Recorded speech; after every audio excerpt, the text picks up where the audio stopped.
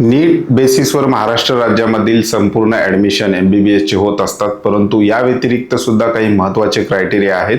जे क्रायटेरिया पूर्ण केल्याशिवाय विद्यार्थ्याला महाराष्ट्र स्टेट कोटा 85% जे प्रोसेस आहे याच्यामध्ये भाग घेता येत नाही. कोणते महत्त्वाचे क्रायटेरिया आहेत, 10वी-12वी संदर्भातले काय महत्त्वाचे नियम आहेत, त्याचबरोबर डोमेसाईल सर्टिफिकेट विषयीचे काय महत्त्वाचे नियम आहेत, त्याचबरोबर एखाद्या विद्यार्थ्याला महाराष्ट्र स्टेट कोट्याच्या काउन्सिलिंग प्रक्रियेमध्ये भाग घ्यायचा आहे, ज्याच्यामध्ये महाराष्ट्र राज्यातील गव्हर्नमेंट MBBS कॉलेज त्याचबरोबर प्रायव्हेट सेमी गव्हर्नमेंट MBBS कॉलेजचा समावेश होतो. त्याचबरोबर BAMS, BHMS, BUMS फिजिओथेरपीच्या गव्हर्नमेंट आणि प्रायव्हेट सेमी गव्हर्नमेंट कॉलेजेसचा समावेश होतो. या प्रवेश प्रक्रियेमध्ये भाग घेण्यासाठी विद्यार्थ्याला नीटचे मार्क्स आवश्यक आहेतच. त्याचबरोबर आणखी काही महत्त्वाचे क्रायटेरिया आहेत जे महाराष्ट्र शासनाने आपल्या इन्फॉर्मेशन बुलेटिनमध्ये दिलेले आहेत.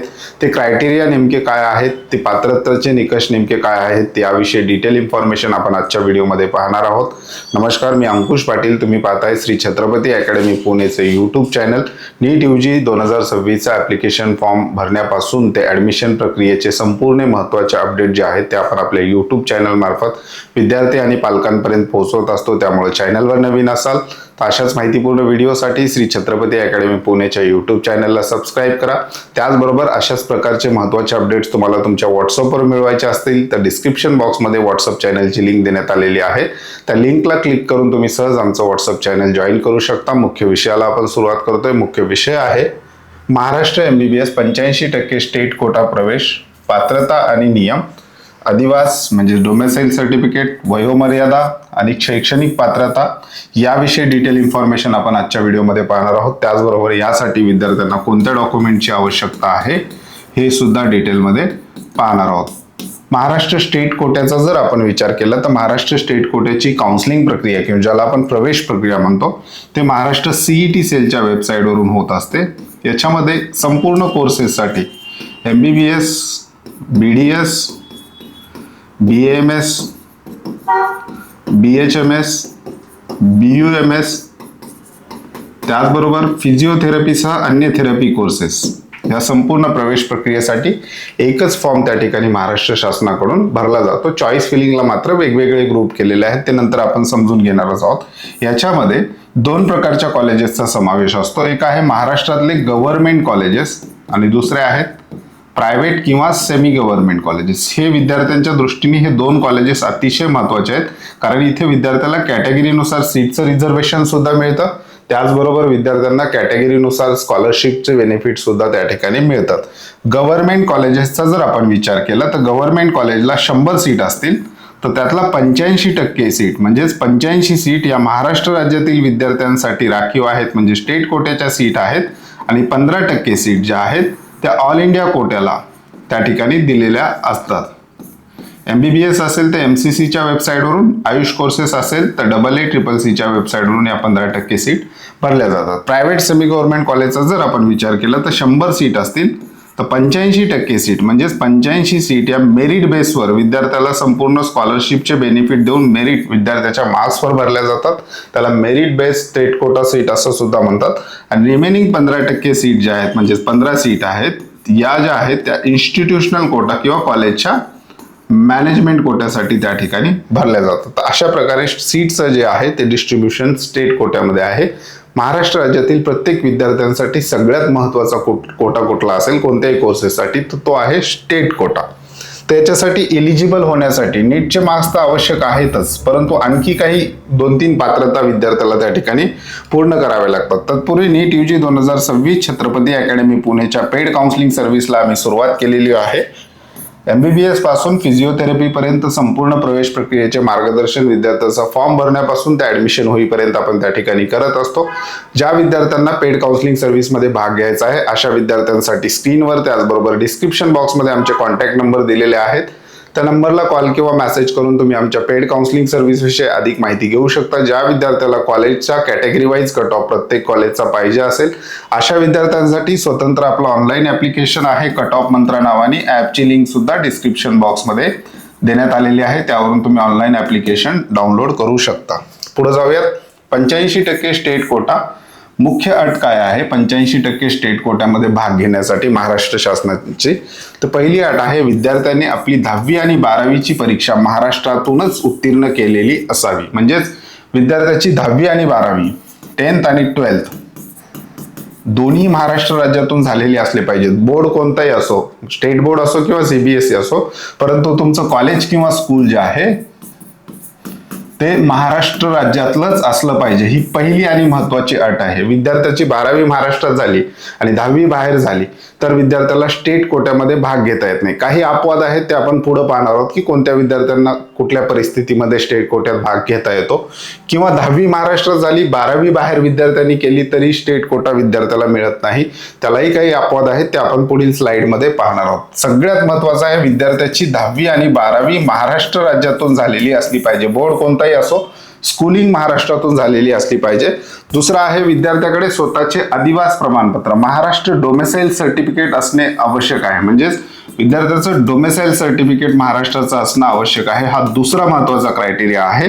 हे दोन गोष्टी जर असतील तर विद्यार्थी स्टेट कोट्यासाठी त्या ठिकाणी पात्र होतो फॉर्म भरण्यासाठी, किंवा त्याला चॉईस फिलिंगला स्टेट कोट्याचे कॉलेजेस टाकायला मिळतात. आता 10वी किंवा 12वी एखाद्या विद्यार्थ्याची 12वी महाराष्ट्र राज्यात झाली आणि 10वी बाहेर झाली असेल तर त्या विद्यार्थ्याला स्टेट कोट्याचे मेरिटचे कॉलेज मिळतच नाही. तो फक्त मॅनेजमेंट कोट्यासाठी म्हणजेच प्रायव्हेट सेमी गव्हर्नमेंट कॉलेजच्या ज्या काही 15% IQच्या सीट आहेत 3 पट फीसच्या, त्यासाठी त्याला एलिजिबल केलं जातं. मेरिटच्या सीटसाठी मात्र हे दोन्ही क्रायटेरिया विद्यार्थ्यांना त्या ठिकाणी पूर्ण कराव्या लागतात. 10वी किंवा 12वी महाराष्ट्राबाहेरून केली असल्यास काय, याला 2 अपवाद आहेत ते सुद्धा आपण पाहूयात. एखाद्या विद्यार्थ्याची 10वी किंवा 12वी किंवा दोन्ही बाहेर झाली असतील तरीही स्टेट कोटा मिळतो, परंतु त्याला 2 कंडिशन त्याला पूर्ण कराव्या लागतात. एक आहे टाईप सी, केंद्र सरकारचे जे काही कर्मचारी आहेत, पालक भारत सरकारचे कर्मचारी असावेत, प्रवेश प्रक्रियेच्या शेवटच्या तारखेपर्यंत त्यांची बदली महाराष्ट्रात झालेली असावी. म्हणजे एखादा पालक भारत सरकारचा कर्मचारी आहे तर त्या पालकाच्या पाल्याला या ठिकाणी स्टेट कोट्यामध्ये भाग घेता येतो. तर त्यासाठी त्याला 4.8 हा अपवाद इन्फॉर्मेशन ब्रोशर मध्ये दिलेला असतो. फॉर्म भरताना हा निवडावा लागतो आणि भारत सरकारचा किंवा केंद्र सरकारचा कर्मचारी असल्याचं प्रमाणपत्र त्या ठिकाणी अपलोड करावं लागतं. त्याचबरोबर ऍडमिशनच्या वेळेस सुद्धा द्यावं लागतं. दुसरा आहे महाराष्ट्र शासनाचा कर्मचारी. एखादा महाराष्ट्र शासनाचा कर्मचारी आहे आणि त्याची बदली महाराष्ट्राच्या बाहेर झाली असेल तर त्या कंडिशन मध्ये त्याचा पाल्याची 10वी 12वी बाहेर होऊ शकते. तर त्याला सुद्धा याच्यामध्ये इन्क्लूड केलेलं आहे की यांना सुद्धा स्टेट कोट्यामध्ये त्या ठिकाणी सीट देण्याचं महाराष्ट्र शासनाने ठरवलेलं आहे. महाराष्ट्र शासन कर्मचारी पालक महाराष्ट्र शासनाचे कर्मचारी असावेत. त्यांची पोस्टिंग महाराष्ट्र बाहेर झाली असली तरी पाल्य महाराष्ट्राच्या 85% स्टेट कोट्यासाठी पात्र असतो. म्हणजेच एखाद्या पालकाला महाराष्ट्र शासनाची सेवा देत असताना बाहेर पोस्टिंग झाली असेल आणि त्या ठिकाणी विद्यार्थ्याची 10वी आणि 12वी झाली असेल तर त्याच्या पाल्याला महाराष्ट्र स्टेट कोटा मिळतो. हा एक अपवाद आहे. पुढे जाऊया. विशेष कोटा आणि सवलती सुद्धा काही दिलेल्या आहेत. महाराष्ट्र कर्नाटका सीमावाद MKB कोटा म्हणतो ज्याला आपण, महाराष्ट्र कर्नाटका बॉर्डर कोटा जो आहे या विद्यार्थ्यांना सुद्धा स्टेट कोट्यामध्ये भाग घेता येतो. विद्यार्थ्याची मातृभाषा मराठी असणे बंधनकारक आहे. त्यांनी आपली 10वी आणि 12वी ची परीक्षा सीमा भागातील डिस्प्युटेड बॉर्डर एरिया, जो महाराष्ट्र आणि कर्नाटका बॉर्डरवरचा जो काही वादग्रस्त सीमा भाग आहे त्या एरियातून त्याची 10वी 12वी झाली असेल तर अशा विद्यार्थ्याला सुद्धा महाराष्ट्र स्टेट कोट्यामध्ये भाग घेता येतो. शाळेतूनच पास केलेली असावी. MKB प्रमाणपत्र या कंडिशनमध्ये त्या विद्यार्थ्याला महाराष्ट्र कर्नाटका बॉर्डरचं जे काही प्रमाणपत्र आहे ते त्याच्या तहसील कार्यालयातून त्या ठिकाणी मिळवावं लागतं. म्हणजेच MKB साठी सुद्धा सीटचं रिझर्वेशन असल्यामुळे हे विद्यार्थ्यांची 10वी 12वी जरी कर्नाटकातून झाली असली तरी ते विद्यार्थी महाराष्ट्र स्टेट कोट्यामध्ये भाग घेऊ शकतात. पुढे आहे संरक्षण दलातील जे काही पालक आहेत त्यांच्या पाल्यांसाठी. डिफेन्सचे 3 प्रकार आहेत. D1 मध्ये एक्स सर्व्हिसमॅन येतात. D2 मध्ये ज्यांचं करंट आता सर्व्हिस चालू आहे, करंट सर्व्हिसमॅन, आणि D3 मध्ये एखादा असा सैनिक जो बाहेरच्या राज्यातलं त्याचं डोमेसाईल आहे आणि त्याची सेवा सध्या तो महाराष्ट्रामध्ये देतो तर D3 मध्ये येतो. तर D1 D2 D3 हे जर रिझर्वेशन असतील किंवा हे जर पॅरलल रिझर्वेशन असेल, पालक या क्रायटेरियात असतील तर विद्यार्थ्याची 10वी आणि 12वी कुठूनही झाली असेल तरी त्या विद्यार्थ्याला महाराष्ट्र स्टेट कोट्यामध्ये त्या ठिकाणी भाग घेता येतो. हे काही अपवाद आहेत. अपवाद कोणकोणते आहेत? MKB डिफेन्स, त्याचबरोबर केंद्र सरकारचे किंवा महाराष्ट्र शासनाचे कर्मचारी असतील यांच्या विद्यार्थ्यांची किंवा पाल्यांची 10वी-12वी बाहेर झाली असेल तरी स्टेट कोटा मिळतो. बाकी इतर लोकांना मात्र हे 2 क्रायटेरिया त्या ठिकाणी पूर्ण करावेच लागतात. 10वी आणि 12वी महाराष्ट्रातूनच पाहिजे, त्याचबरोबर विद्यार्थ्याचं डोमेसाईल सर्टिफिकेट सुद्धा महाराष्ट्रातूनच पाहिजे. ह्या काही महत्त्वाच्या अटी आहेत. प्रवेशासाठी वयोमर्यादा विद्यार्थ्याचं 17 वर्ष पूर्ण असणं गरजेचं आहे. कधी? ज्या वर्षी प्रवेश घ्यायचा आहे त्या वर्षाच्या 31 डिसेंबर रोजी विद्यार्थ्याचे वय किमान 17 वर्ष पूर्ण झालेले असावेत. म्हणजेच 31 डिसेंबर 2026 पर्यंत विद्यार्थी 17 वर्षाचा असणं गरजेचं आहे. सध्या MBBS साठी कमाल वयाची अट कुठलीही त्या ठिकाणी असलेली आपल्याला पाहायला मिळत नाही. 12वी बोर्डाचे सुद्धा क्रायटेरिया आपण डिटेलमध्ये डिस्कस करूया थोडक्यात. इथे 12वी बोर्डामध्ये विद्यार्थ्याला फिजिक्स, केमिस्ट्री, बायोलॉजी आणि इंग्लिश सब्जेक्ट असावेत. हे सब्जेक्ट घेऊन विद्यार्थी पास असावा. त्याचबरोबर PCBचा जो काही criteria, physics, chemistry, biology, MBBS साठी, आयुष कोर्सेससाठी 12वी बोर्डाचं सगळे मार्क्सचा क्रायटेरियाच काढून टाकलेला आहे. फक्त विद्यार्थी 12वी पास जरी असेल तरी विद्यार्थी BMS, BHMS, BUMS प्रवेश प्रक्रियेमध्ये भाग घेऊ शकतो. फिजिओथेरपीला सुद्धा 12वी बोर्डाचा PCBचा क्रायटेरिया सध्या नाही. फक्त MBBS, BDS साठी हा क्रायटेरिया असलेला आपल्याला पाहायला मिळतो. ओपन EWS चा विद्यार्थी असेल तर फिजिक्स, केमिस्ट्री, बायोलॉजी मध्ये 300 पैकी त्या विद्यार्थ्याला 150 गुण मिळणं कंपल्सरी आहे. रिझर्व्ह कॅटेगरीचा विद्यार्थी असेल, SC, ST, OBC, VJ, NT, SBC आणि SC, BC यांच्यासाठी 120 मार्क्सचा क्रायटेरिया आहे. PWD दिव्यांग ओपन कॅटेगरीचा PWD स्टुडंट असेल तर 135 गुण आणि PWD दिव्यांग रिझर्व्ह कॅटेगरीचा PWD विद्यार्थी असेल तर त्याच्यासाठी 120 गुण. अशा प्रकारचा हा क्रायटेरिया आहे. या स्लाइडमध्ये जे काही फोटोज आपण वापरलेत त्याचे हे सोर्स आहेत. तर हे डिटेल क्रायटेरिया आहेत.